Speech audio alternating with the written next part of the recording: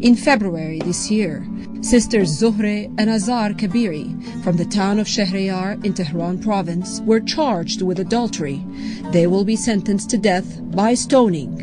The verdict comes 6 months after each sister had already carried out a sentence of 99 lashes for the same crime. In this year's report, Amnesty International and other human rights groups have demanded an end to execution in Iran, particularly stoning. The Iranian law stipulates that the rock must be big enough to inflict an injury, but not big enough where that the actual stone causes fatality. The very act of taking rocks and throwing it at an individual is a form of, one might even argue, mild torture. 11 people in Iran, currently on adultery charges, await their death sentence by stoning, 9 of whom are women. In a lot of these societies that are highly patriarchal, you have instances in which, husbands will, because they suspect their wife of doing something that they deem inappropriate, they'll report that their wife committed adultery.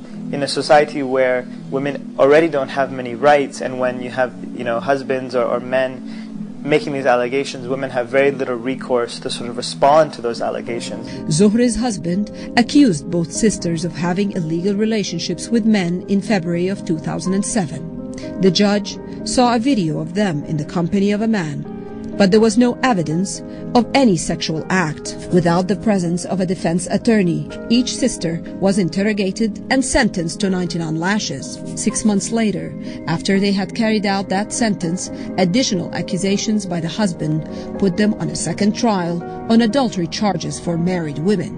They were convicted, but this time the method of execution is stoning. Amnesty and other human rights groups consider this practice, particularly in the case of those sisters, a violation of the International Convention of Civil and Political Rights, to which Iran is a signatory. Within Islamic law, for a person to accuse another person of adultery, they need to have 2 male witnesses or 4 female witnesses, but they must have actually witnessed the act of penetration. This case is particularly interesting because it really sort of shows how the Iranian government is willing to use even the flimsiest of evidence to accuse somebody of adultery. Both sisters now await their death sentence with the approval of the Supreme Court. Their lawyer has tried to stop their stoning with the intervention of the country's highest judicial official, Ayatollah Shahroudi. But even he, who banned stoning in 2002, still cannot stop this order.